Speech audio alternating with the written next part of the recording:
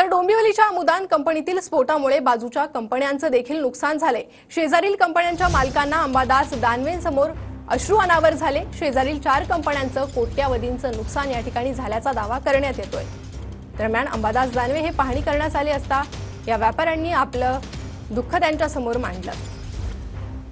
काय नाही, प्रोबेटचं झालं तेव्हा सुद्धा सांगितलं सगळ्या केमिकलच्या हलवतो आम्ही, लाल झोन मध्ये सगळे बाहेर पाठवतो। काय करतात, काय नाही केलं आज एवढे वर्ष झाल्यानंतर सुद्धा।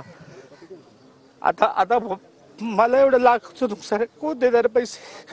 इन्शुरन्स आहे नाही? आम्ही आता जर शिफ्ट केलेली 6 महिन्यापूर्वी इन्शुरन्स वाले माझ्याबरोबर बसलेले, मी फक्त हफ्त्याचे पैसे देत होतो त्यांना, तेवढं त्यांच्यासमोर फुटली ती।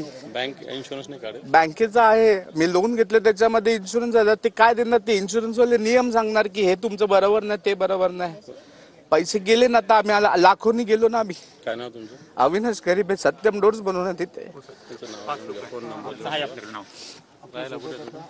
मी विक्रोळीला राहतो, डोंबिवलीला राहायचो आधी, आता विक्रोळीला गेलो। नंबर लिहून घ्या।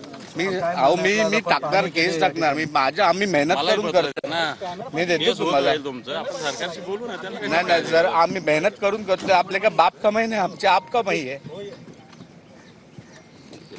त्यांचं नाव नंबर लिहून घ्या।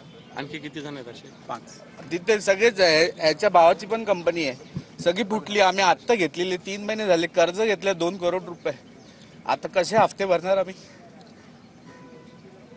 W215, 216, 217, 218 4 फुटल्या। ती 218 हुंड्यात जळाली पूर्ण संपूर्ण।